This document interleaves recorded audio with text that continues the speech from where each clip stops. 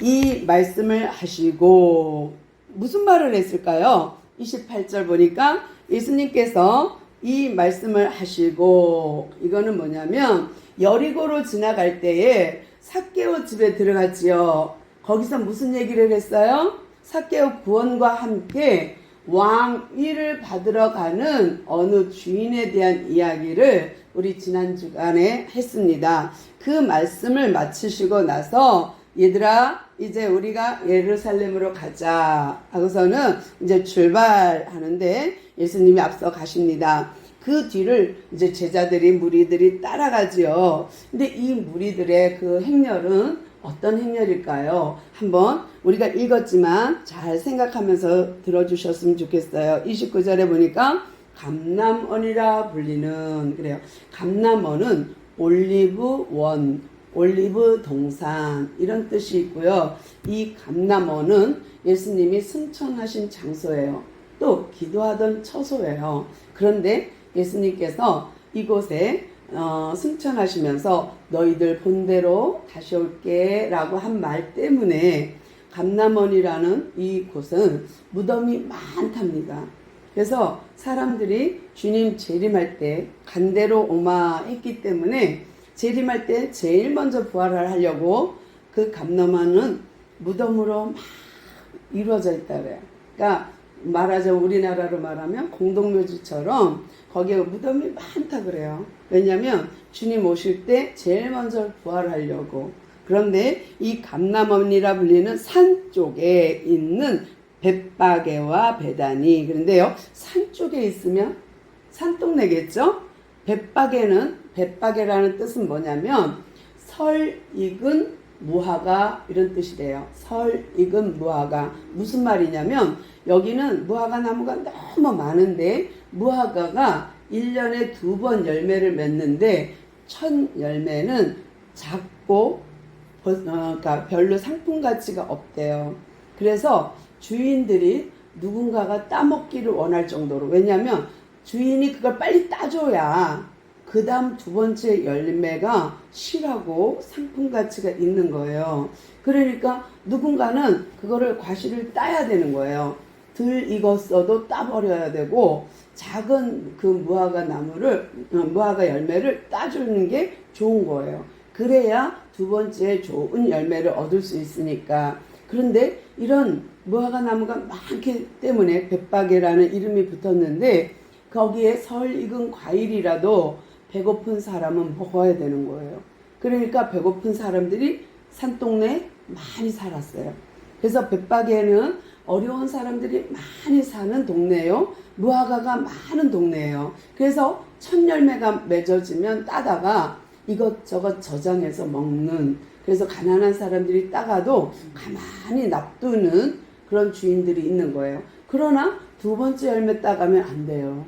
그거는 나그네를 위함이 아니에요. 그건 먹으면 안 되는 거예요. 그건 주인 거예요. 그러니까 실한 열매까지 따가란 말은 아니고 어차피 그건 따서 없애야 되니까, 그래야 좋은 열매를 맺으니까 그래서 그냥 따가게 놔둔대요.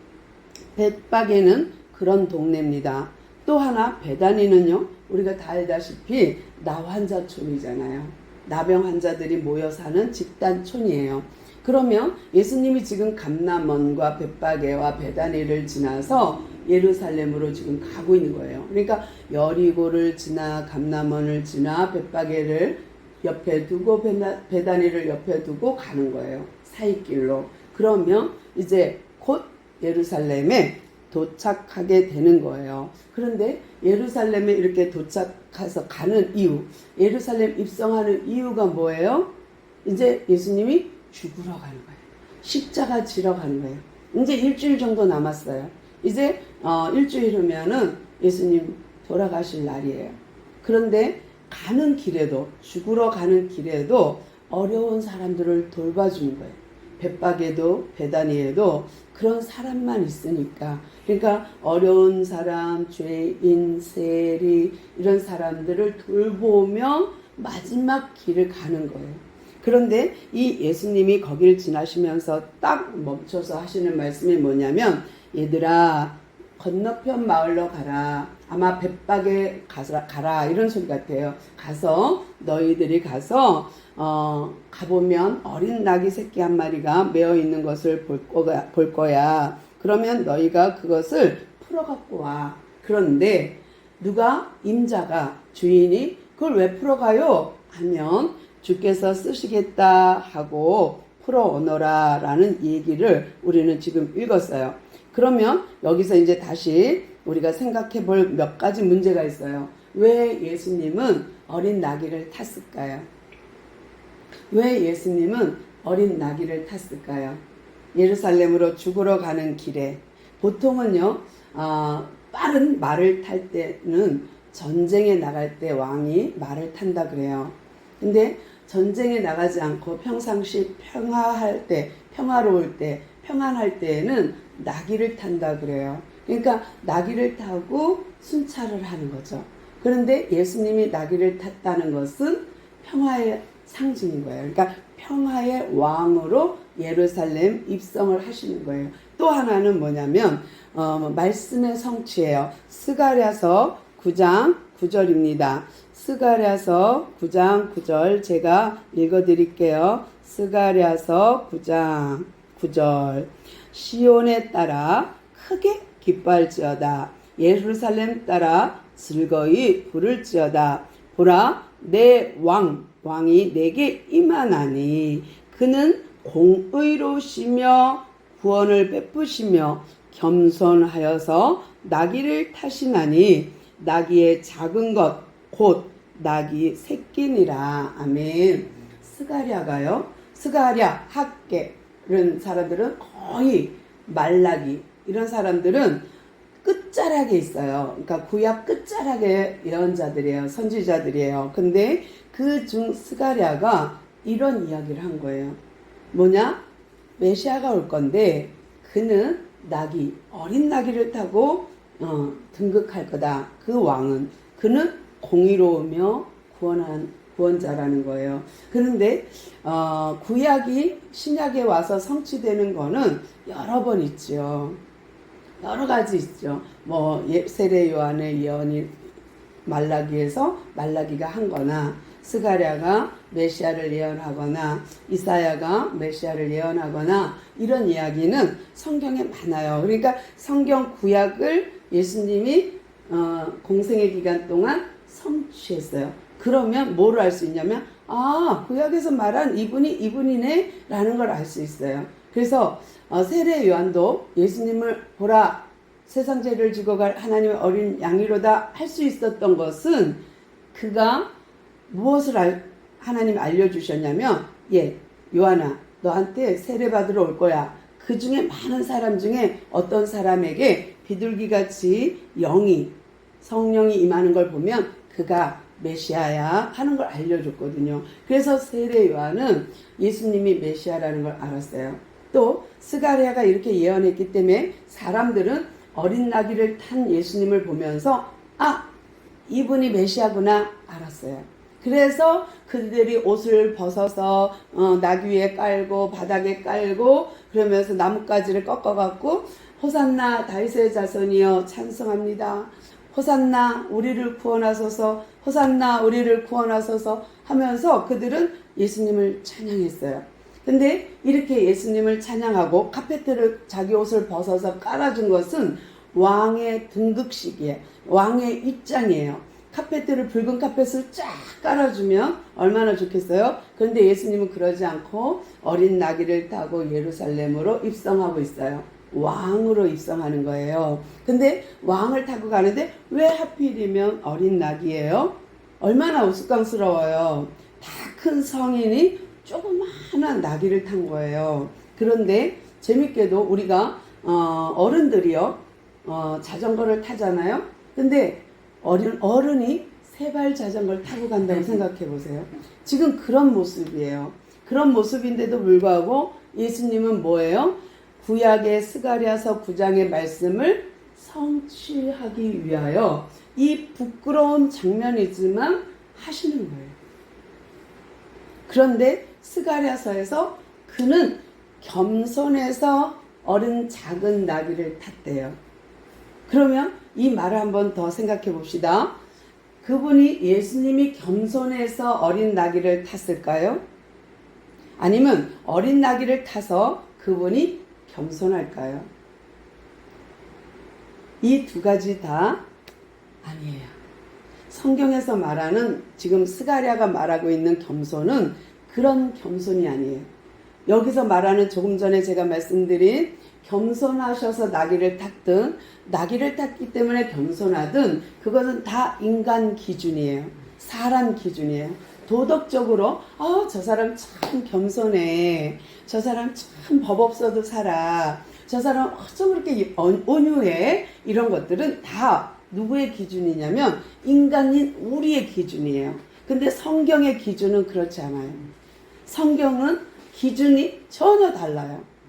부귀 영화도 다르고요. 선과 악도 달라요. 우리가 말하는 선, 우리가 말하는 악은 도덕의 기준을 해서 이 사람은 도덕적으로 도둑도 아니야, 간음도 안 했어, 남을 흉보지 않았어. 그러면 이 사람은 선, 안 그러면 악 이렇게 보지만 하나님 쪽의 선은요, 하나님과 방향이 맞으면 선이고 하나님과 방향이 안 맞으면 악인 거예요. 그러니까 하나님의 뜻에 맞으면 관역을 탁 쐈는데 그 화살이 관역판에 딱 꽂히면, 하나님이라는 말씀에 딱 꽂히면 선, 관역을 비껴나가면 죄예요. 그래서 선과 악의 기준이 다르듯 온유와 겸손의 기준도 달라요. 우리가 말하는 도덕적인 온유, 도덕적인 성품의 온유, 도덕적인 성품의 겸손과 성경 속의 온유와 겸손은 전혀 다릅니다. 예수님이 뭐라고 스스로를 표현했는지 볼까요? 예수님 스스로 뭐라고 말을 하냐면 나는 수고하고 무거운 짐진 자들아 다 내게로 오라, 내가 너희를 쉬게 하리라 하면서 무슨 말을 했냐면 나는 마음이 온유하고 겸손하니 내게 와서 배우라, 내 짐은 쉽고 가벼우니라 라고 해요. 이게 어디에 나오냐면 마태복음 11장 28절 30절인데 읽어드릴게요. 수고하고 무거운 짐진 자들아 다 내게로 오라, 내가 너희를 쉬게 하리라. 나는 마음이 온유하고 겸손하니 나의 멍에를 메고 내게 배우라. 그리하면 너희 마음이 쉼을 얻으리니 이는 내 멍에는 쉽고 내 짐은 가벼움이라 하시니라. 아멘. 그러면 예수님 스스로가 지금 나는 온유하다, 내 마음은 겸손하다. 정말 예수님 온유하고 겸손합니까? 잘 생각해 보세요. 예수님은요 성전에 올라가서 뒤집어 엎었어요. 노끈을 만들어서 짐승을 쳐서 흩었어요. 동전 바꾸는 상을 쥐엎었어요. 그리고 욕도 했어요. 여러분, 이런 예수님이 온유하십니까? 겸손합니까? 도덕적인 기준에서 보면 그분은 온유하지도 겸손하지도 않습니다. 그런데 예수님은 스스로 나는 온유하고 겸손하니 나를 배우래요. 스가랴 선지자는 그분은 어린 나귀를 타고 겸손하셔서 어린 나귀, 작은 나귀 새끼를 타고 왕으로 입성한대요. 메시아가 그렇게 오실 거래요. 정말 예수님이 온유하고 겸손합니까? 아니요. 이것은 기준이 인간 쪽에서 보면 온유하지 않습니다. 겸손하지 않습니다.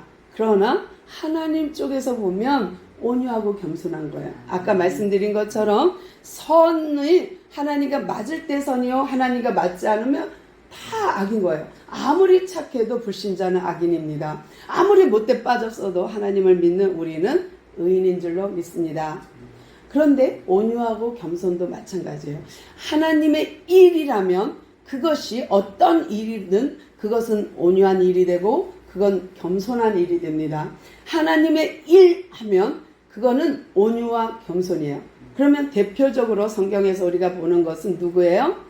모세죠. 모세가 어때요? 모세는 하나님이 이렇게 평가해요. 민수기에서 그는 지면에서 가장 온유한 자래요. 정말 그럴까요? 민수기 12장 3절입니다. 이 사람 모세는 온유함이 지면의 모든 사람보다 더하더라. 정말 모세가 온유합니까? 모세는요, 출애굽하기 전 애굽인과 히브리인이 싸울 때에 애굽인을 쳐서 그를 모래에다 묻은 사람이에요. 살인자예요. 그가 온유합니까? 홍해를 건넜어요. 사람들이 막 모세한테 항의를 하니까 모세가 뭐라 그래요? 내가 저들을 낳았나이까 하면서 하나님께 대항했어요. 온유합니까? 하나님이 물 반석을 명하여 물을 내라 했더니 신경질이 나서 막 때렸어요. 그런데 온유합니까? 그런데도 하나님은 뭐라 그래요? 지면에서 가장 온유한 자가 모세래요. 정말 모세가 온유합니까? 그거는 도덕적인 기준에서 보면 온유하지 않습니다. 어떻게 하나님이 친히 써서 주신 돌판을 불경스럽게 맺혀서 부서뜨릴 수 있어요? 박살낼 수 있어요? 그거는 도덕적으로 보면은 아니죠. 겸손한 게 아니에요. 온유한 게 아니에요. 그런데도 불구하고 하나님은 돌판을 깨뜨린 모세에게 온유하대요. 그렇게 하나님께 대항하고 내가 저들을 낳았나이까 그러는 모세에게 온유하대요. 모세는 지면에서 가장 온유한 자라고 하나님이 평가하셨어요. 여기서도 마찬가지로 도덕적인 기준에서 보면 모세는 온유하지 않습니다. 겸손하지 않습니다. 그런데 하나님의 평가는 그는 가장 온유한 자예요. 왜요? 하나님의 일을 행하는 그 순간은 하나님의 마음에 합한 자로서 하나님의 마음에 쏙 드는 일을 하는 그 순간은 그 일이 돌판을 깨더라도 그 일이 화를 내더라도 그것은 온유한 거예요. 그것은 겸손한 거예요. 이 말이 이해되었으면 좋겠습니다. 정말로 하나님께서 우리에게 원하는 것은 도덕적인 기준으로 너 나 참 착하게 살다가 왔구나. 너 참 착하게 살다가 왔네. 잘했어. 내가 너한테 상급 줄게. 그런 하나님이 아니에요. 너희들이 땅에서 어떻게 살았는가요? 내가 준 한 문화를 가지고 어떻게 살았는가요? 그런데 지난 시간에 우리 얘기했죠. 그 수고와 헌신을 하나님이 기대한 거지 얼만큼 남겼는가가 아니라고 말씀드렸어요. 오늘도 마찬가지예요. 정말 하나님이 원하는 겸손, 하나님이 원하는 온유, 하나님이 원하는 선, 이 선은 도덕이 아니라 윤리가 아니라는 것. 그리고 하나님의 나라의 법대로 하나님이 원하는 방향, 하나님의 일을 감당하는 그가 선한 자요 의인이요 하나님의 일을 감당하는 그가 온유하고 겸손한 자예요. 그래서 예수님이 나는 마음이 온유하고 겸손하니 왜요? 그가 태어나면서부터 이 땅에 오면서부터 그는 온유하고 겸손한 자예요. 왜? 오는 것 자체가 하나님의 일이니까. 또 공생애 동안 그가 한 일이 다 하나님이 시키는 말만 했고 하나님이 시키는 일만 했고 그러니 그는 온유하고 겸손한 자예요. 또 그는 하나님이 뜻하는 바대로 십자가를 지러 가는 중이에요. 하나님의 뜻대로 그는 십자가 지러 가니 그는 온유하고 겸손한 자인 줄로 믿습니다. 또 하나 볼게요. 참 이상한 것 또 하나가 있어요. 아니 어린 나귀를 끌고 와 그러는데 그 주인이에요. 내 거 왜 가져가? 못 갖고 가. 그건 내 거야 라고 할 때에 그 제자들이요 주께서 쓰시겠다고 합니다. 그럴 때 왜 내어줬을까? 이스라엘 백성은요 예수님이 오시면 메시아가 오시면 어린 나귀를 타고 예루살렘에 입성할 걸 알고 있었어요. 스가랴 선지자의 예언을 알고 있었어요. 그러니까 이 주인 나귀 주인이 주께서 쓰시겠답니다. 그러니까 머릿속에 딱 생각난 것이 뭐냐? 메시아가 오셨군요 하는 거예요. 그러면 당장 달려가서 이제 예수님이 어떻게 입성하는가를 보겠죠. 호산나 다윗의 자손이여 하면서 우리를 구원하소서 호산나 하는 것을 보고 와 정말 메시아가 오셨군요 하고 갔는데 그쵸? 거기까지 그 다음은 이따가 또 말씀드릴게요. 그런데 그렇게 주께서 쓰시겠다 하니까 얼른 내어드렸어요. 뭐라고? 메시아가 오셨다고? 얼른 줘야지 하고서는 나귀를 내어드렸어요. 또 하나는 뭐냐면 그들이 기뻐하면서 노래한 거예요. 찬양한 거예요. 잘 들어주세요. 38절 읽어드릴게요. 이르되 찬송하리로다 주의 이름으로 오시는 왕이여 하늘에서는 평화요 가장 높은 곳에서는 영광이로다 하니. 어디서 들어봤죠? 이 찬양을? 하늘에는 영광이요 땅에는 평화로다. 언제요? 예수님이 태어나실 때. 누가복음 2장에 보면 예수님이 태어났을 때에 천사들이 이렇게 찬양한 거예요. 지금 말씀드린 대로 찬양한 거예요. 하나님께는 영광의 지극히 높은 곳에서는 하나님께 영광이 되는 거죠. 제가 읽어드릴게요. 말씀을 내가 기록을 안 해놨군요. 저 머릿속에만 있나 봅니다. 죄송합니다. 누가복음 2장에 보면 천사들이 그렇게 찬양해요. 지극히 높은 곳에서는 하나님께 영광이요 땅에서는 하나님의 기뻐하심을 입은 사람들 중에 평화로다 하란 이 말씀이 지금 38절에 고스란히 찬양하고 있어요. 사람들이. 그러면 다시 설명해 드릴게요. 태어나실 때 받은 찬양이 지금 죽으러 가는 때의 찬양과 일치해요. 놀랍지 않으세요? 예수님이 하나님의 뜻을 이루기 온유하고 겸손하여서 뜻을 이루기 위해 태어났을 때도 이 찬양을 받으셨어요. 하늘의 평화, 영광. 지극히 높은 곳에서는 영광. 그 영광이 고스란히 십자가 죽으러 가는 그 길에도 똑같이 찬양을 받으세요. 처음과 끝이요. 알파와 오메가요. 이 하나님이 예수님이 받으시는 찬양이 그대로 이루어지고 있는 그가 온유하고 겸손합니다. 또 이렇게 영광을 돌리니까 바리새인들이 뜨끔했어요. 맨날 어떻게 하든지 예수님을 흠집내서 잡아 죽이려 했던 바리새인들이 가만히 보니까 메시아가 가는 길을 가고 있는 거예요. 물론 그들이 생각했던 말을 타고 휘황찬란하게 붉은 카펫을 깔고 입성할 줄 알았지만 이것이 어린 나귀를 타고 겉옷을 깔아주고 호산나 다윗의 자손이여 하는데 뜨끔뜨끔 마음에 와 닿는 게 있는 거예요. 그러니까 부인하고 싶었어요. 강력한 부인을 하고 싶었어요. 그래서 쫓아갑니다. 바리새인들이 예수님께 쫓아가서 뭐라 해요? 선생이여 당신의 제자들을 책망하소서. 무슨 말이야? 입 좀 닥치게 해주세요. 호산나 다윗의 자손이여 하지 않게 해주세요. 하나님께 영광이여 이 노래 하지 못하게 해주세요. 하나님께 찬송하리로다 평화의 왕이여 이런 거 하지 못하게 해주세요. 이거예요.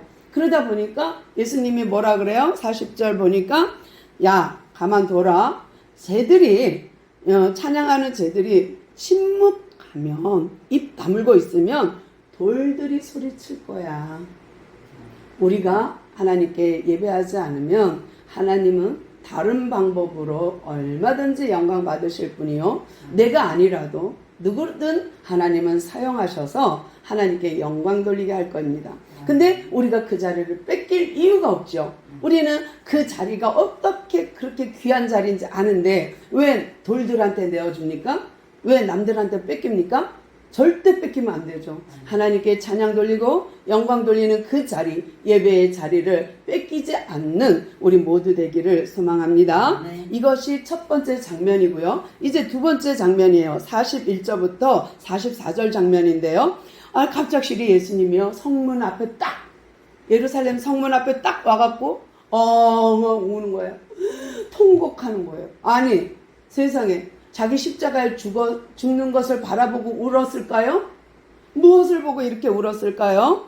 42절 보니까 평화에 대해서 생각하게 되니까 울었어요.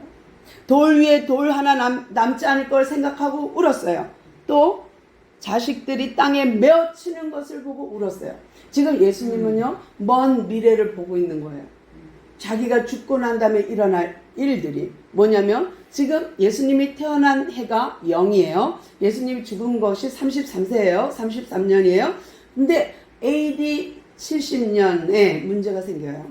예수님 죽고 40년이 채 안 돼서 어떤 일이 벌어지냐면 로마의 타이투스 장군이 예루살렘을 점령하러 와요. 그래서 성을 완전히 예루살렘 성을 무너뜨려요. 초토화시켜요. 그리고 아이들을 내쳐서 머리가 바위에 부딪혀서 죽게 만들고 연약한 여인이나 노인들을 그렇게 죽이는 일이 생겨요. 왜 이런 일이 생겼냐? 역사적인 배경은요. 예수님이 죽고 나니까 이스라엘 백성들이 허무해졌어요. 메시아가 와서 우리를 해방하고 가난에서 해방하고 이 올무에서 해방하고 이런 포로 생활 이런 속박에서 우리를 풀어줄 거라 생각을 했는데 그 사람이 입성하자마자 십자가 냉큼 죽어버렸네. 그러니까 뭐야? 우리를 구원할 자가 죽어버리니 무슨 생각이 들었을까요? 멘붕이 온 거예요. 그러니까 뭐라고 생각했냐면 우리를 구원하자. 예수는 우리를 구원할 자가 아니었어. 우리가 잘못 알았어. 우리는 우리끼리 구원하자. 이렇게 돼갖고 그때부터는 로마를 상대로 무력을 행사하는 거예요. 왜냐하면 예수님이 계실 때에는 자치권을 인정했어요. 로마에서. 그래서 분봉왕을 두었고 세금도 너희들이 알아서 걷어서 이만큼만 내 하고 자치권을 인정했어요. 그런데 예수님이 죽자 이스라엘 백성은 어떤 생각에 빠졌냐? 우리를 구원할 자는 없어. 이제 우리가 우리를 구원하자. 이래갖고 데모를 하는데 무력을 한 거예요. 무력. 힘으로. 그래서 막 가차없이 로마 군인 죽이고 로마에 대항하고 막 폭동을 일으키고 폭력을 행사하고 그러다 보니까 로마에서 얘네들 안 되겠다. 참고 견디고 해봐도 얘네는 안 되겠다. 그래서 타이투스 장군이라는 사람을 보냈는데 그 사람이 얼마나 잔인한지요. 예루살렘 성을 완전히 돌 위에 돌 하나 남지 않게 초토화시켰고 어린아이와 나이가 약한 여자들을 다 돌로 맺혀서 죽게 만드는 사건이 생겼어요. 그런데 예수님은 이제 40년쯤 후에 생겨날 그 일을 보며 울었던 거예요. 자기가 십자가에 죽는 것 때문에 우는 게 아니라 미래의 내 자녀들이, 미래의 나의 후손들이, 미래의 내 백성들이 당할 일을 보고 엉엉 울은 거예요. 이것이 온유하고 겸손한 자의 마음이에요. 예수님은 너무 마음이 온유하고 너무 겸손하셔서 하나님의 나라를 생각하고 하나님 나라의 백성을 생각하고 이 다음에 일어날 일들을 생각하며 성을 바라보고 엉엉 울었던 거예요. 자기 자신을 위하여 울지 않으시고 남은 자녀들을 위하여 남은 자녀를 위하여 우신 거예요. 그 마음이 하나님의 나라의 일을 생각하는 그 마음이 온유한 거예요. 하나님의 나라의 일을 감당하는 것이 겸손한 자예요. 이것이 예수님이 내 마음을 알아줘. 나는 마음이 온유하고 겸손하니 내게와 배우라 한 거예요. 우리가 이 땅에 살면서 도덕의 기준으로 본다면 참 어리석습니다. 주일날 놀러 가지도 않고 하나님께 예배하며 또 악한 짓도 못해. 율법 때문에 하나님의 나라의 법 때문에 욕도 못해. 화도 못 내. 또 도둑질도 못해. 사기도 못 쳐.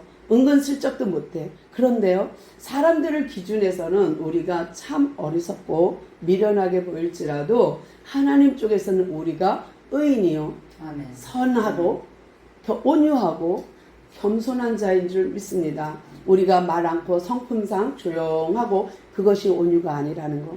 우리가 말 않고 처세술이 좋아서 남 앞에서는 착한 척, 온유한 척, 겸손한 척, 처세술을 잘해서 그 사람이 온유하고 겸손한 것이 아니라 하나님 쪽에서 보았을 때 하나님의 나라의 일을 감당하는 그가 온유한 자요. 하나님의 나라 사역을 감당하고 있는 그가 겸손한 자인 줄로 믿습니다. 오늘도 우리 하나님 나라의 큰 일꾼으로서 승리하시는 우리 모두 되기를 소망합니다. 주님 감사합니다. 오늘도 우리에게 거룩한 주일을 허락하시고 또한 귀한 예배를 우리가 올려드릴 수 있게 해주셔서 감사합니다. 이제 그 말씀 그대로 우리에게 성취되게 하시고 구약을 그대로 성취하시는 예수님, 구약을 그대로 이 땅에 이루시는 그 예수님을 잘 알아가는 우리 되게 하시고 하나님 나라의 하나님의 백성으로 이 땅에서 하나님 나라의 법을 잘 알아 지키는 우리 모두 되게 하옵소서. 함께 하시는 은혜 감사하며 예수님의 이름으로 간절히 기도드려옵나이다. 아멘.